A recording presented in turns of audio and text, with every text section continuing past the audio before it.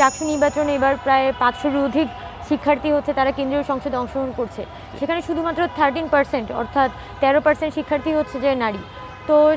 হয়তো আগের ডাকসুর তুলনায় এই পার্টিসিপেশনটা অনেক বেশি, তবে আমার যেটা সচক্ষে দেখা সেটা হচ্ছে অনেক সম্ভাবনাময়ী নারী যারা ছিল, যারা জুলাই আগস্ট অভ্যুত্থানে খুবই অগ্রগামী ভূমিকা পালন করেছিল, এর আগেও ক্যাম্পাসে খুব ভোকাল ছিল, কিন্তু 5 আগস্ট পরবর্তী সময়ে যেভাবে করে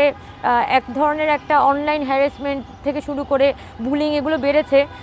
অনেকের মধ্যে একটা টেন্ডেন্সি গ্রো করেছে, তারা আসলে আর সামনে যেতে চায় না, কারণ তাদের কাছে মনে হয় যে সামনে যাওয়া মানেই আসলে সোশ্যাল মিডিয়াতে এক্সপোজ হওয়া এবং সোশ্যাল মিডিয়াতে হ্যারাসমেন্টের শিকার হওয়া। কি হ্যারাসমেন্ট একটু নির্দিষ্ট করে বলা যায়? সোজা কথা যেটা আমার সাথে হয়, ধরেন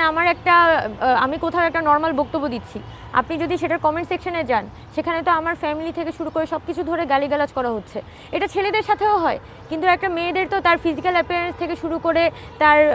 মানে প্রত্যেকটা জিনিস নিয়ে কিন্তু তাকে দেখা যাচ্ছে যে হেনস্থা করার চেষ্টা করা হচ্ছে। এখন আমি হয়তো রাজনীতি করেছি দীর্ঘ বছর, আমার একটা এন্ডিউরেন্স পাওয়ার আছে, কিন্তু একজন সাধারণ শিক্ষার্থী যার হয়তো ড্রিম হচ্ছে সে 6 বছর 7 বছর ক্যাম্পাসে থেকে পরবর্তীতে বাইরে চলে যাবে বা চাকরি বাকরির জীবনে চলে যাবে, হয়তো একটা বছর যদি এই ধরনের হেনস্থার পরিবেশটা না থাকতো, তাইলে সে হয়তো সাহস করে এখানে নির্বাচনে চলে আসতো। সামাজিক যোগাযোগ মাধ্যমে হয় নাকি ক্যাম্পাসের মধ্যেও হয়? ক্যাম্পাসের মধ্যে ধরেন এখন তো ঢাকা বিশ্ববিদ্যালয়ের বলি বা বাংলাদেশের একটা বড় অংশের জনগণই কিন্তু সোশ্যাল মিডিয়াতে কি হচ্ছে সেটার উপর বেস করে তারা বায়াসনেস তৈরি হয়। তো সাধারণ যারা নারী শিক্ষার্থী তাদের ক্ষেত্রে দেখা যায় যে তাদের পরিবারের থেকে একটা বিশাল রেজিস্ট্যান্স কাজ করে, যে তুমি যদি কোনোভাবে হচ্ছে এখানে দাঁড়াও তাহলে তো আমাকে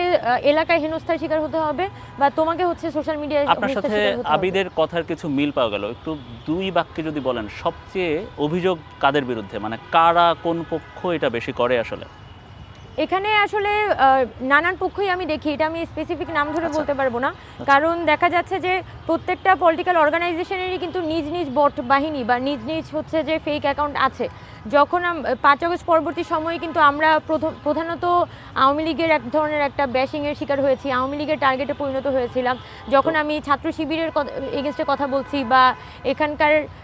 এখন এসে অনলাইন মবের শিকারও আপনাকে হতে হচ্ছে। যখনই কোনো পলিটিক্যাল অর্গানাইজেশনের কোনো একটা স্ট্যান্ডিংয়ের বিরুদ্ধে আমি সরাসরি কথা বলছি, তখন কিন্তু দেখা যাচ্ছে সেই পলিটিক্যাল অর্গানাইজেশনের যে বট ফোর্স সেটা আমার উপর ঝাঁপিয়ে পড়ছে। তো এটা এক দল হচ্ছে আরেক দলের উপর হয়তো দোষ দিতে পারে, কিন্তু আমি মনে করি যে প্রত্যেকটা অর্গানাইজেশনেরই কিন্তু এই ধরনের মানুষকে হ্যারাসমেন্ট করা, বুলিং করার জন্য নির্দিষ্ট চ্যালেঞ্জিং থাকে, এবং যখনই কোনো মানুষ কোনো ব্যক্তি তাদের এগেনস্টে তাদের স্ট্যান্ডিংয়ের এগেনস্টে গিয়ে প্রতিরোধ গড়ে তুলবে, কথা তুলবে, তখনই এই বট ফোর্সগুলো তারা অ্যাক্টিভেট করে দেয়।